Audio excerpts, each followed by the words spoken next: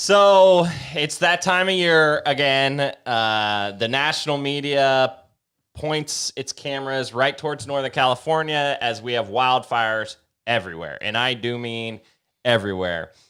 So it was, I guess, Saturday night it started with the most insane lightning thunderstorms I've ever seen. Came out of nowhere. They had some thunderstorm warnings, but they had no idea what was coming. They had no idea that 10,000 lightning bolts were going to hit the state in 3 days. So we were glamping up in Sonoma, and we were awakened by this huge boom of thunder in the middle of the night. Huge, lightning bursts in the sky. It was crazy. Where were you when the first bolts came out? I was also glamping. I was in kind of northern Shasta County. And it just kind of started to get gloomy, and it wasn't really too lightning in the area I was in, but it started to rain, which was weird, out of nowhere, and it was huge, really big raindrops, which is indicator of kind of those lightning type storms. So it was definitely weird, but luckily the area I was in didn't get any actual lightning storms. Yeah, so the first night, Saturday night, it was the Bay Area, like San Francisco got it a ton, and sort of the North Bay up in like Sonoma, Napa area. And then it moved inland on Sunday night. And Sunday night, you were still up there on Sunday night, right? Correct. Yeah. So here, I'm not joking. It was 12:30 at night, and our house shook. That's how violent the thunder boom was. It was thunder boom. It was huge. It was crazy. I drove home Monday, saw lightning the whole drive home. Oh, did you really? Yeah. So it moved inland. And they definitely didn't predict that all these lightning strikes were going to move inland. And they basically they went from the North Bay over to Sacramento and up, and they made it all the way up into Redding. So there were over 10,000 strikes in 72 hours, which caused 367 new wildfires. There were already wildfires burning, 367 new fires in 3 days. So it's been a terrifying couple days because we knew this was going to develop, right? We knew that some of these were going to get out of control. There's red flag warnings all over the place. And a lot of people are evacuated from their homes right now. And it's just, it's summer in Northern California. I don't know what else to say about it. I mean, we started this podcast under quarantine, and this year has been a very dry year. So we have been kind of talking about this, the coming of this, since the beginning of this podcast. Now, we hate talking about it, but again, we talk about things that affect going outdoors and doing things of active lifestyle, kind of adventure type stuff. And these fires are going to affect your ability to do that. So we're not like a news organization that we're trying to just tell you what you already probably know, but it's important to talk about this stuff because not only does this prevent certain areas from being hiked or visited as just a visitor, a tourist, if you will, but it also the smoke in the air also affects your ability to go outdoors and be safe in a number of different other ways. So that's why it's important we talk about it. It's literally raining ash today. We went outside and our cars are covered in ash. The Lake Berryessa, which is a popular outdoor destination, is evacuated. We were just up there, I know Guerneville, where we were glamping, is evacuated. That's right near the Armstrong Redwoods where we spent all of our time. It absolutely. I also read, and I cannot confirm this, that the Independence Trail up by Nevada City is damaged. So I really don't want to get into too many specifics because you never know. If we're gonna get too hyped up about something and then they contain it, or we're not hyped up enough and then it gets out of control. Right? We don't want to talk too much about this because, as a podcast, you're not necessarily reaching people in real time like you'd like to. But this it's just become so much of the norm. And, we hit late July, August, September.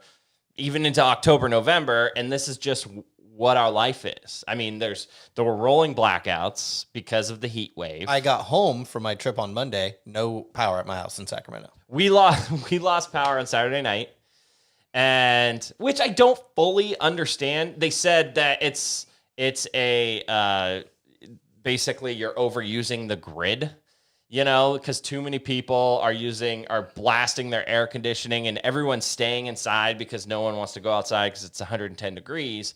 So it's just another annoying thing from PG&E, which, I sort of support them, turning off power for short bursts of time when it could cause wildfire. They do need to fix all their lines and everything. But this is like, I just don't believe that they don't have enough power to feed everyone. That's ridiculous to me.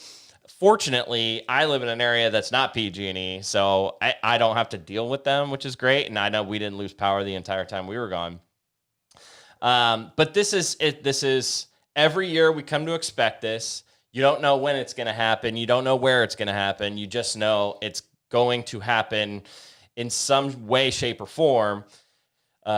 Usually we get lightning fires like this, and they typically don't turn out as big.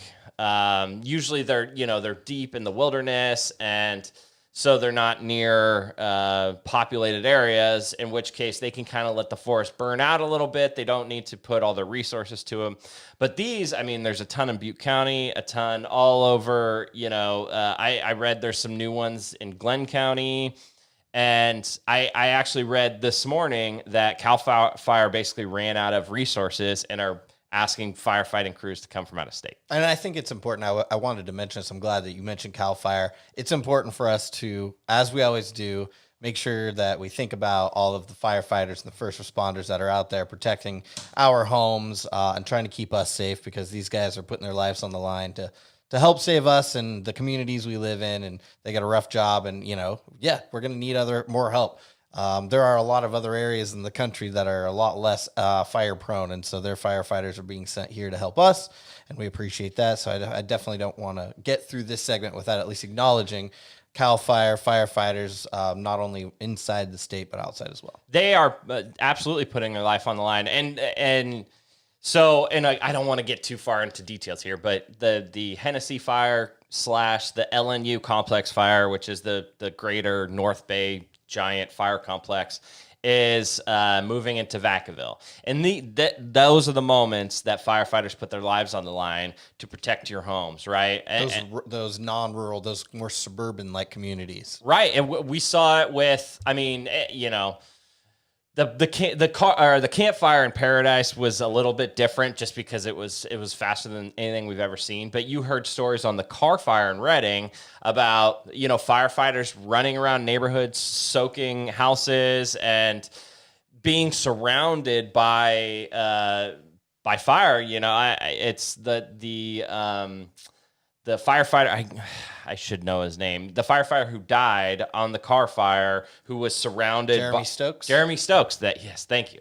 He was surrounded in a dozer, and he just said, "I have nowhere to go."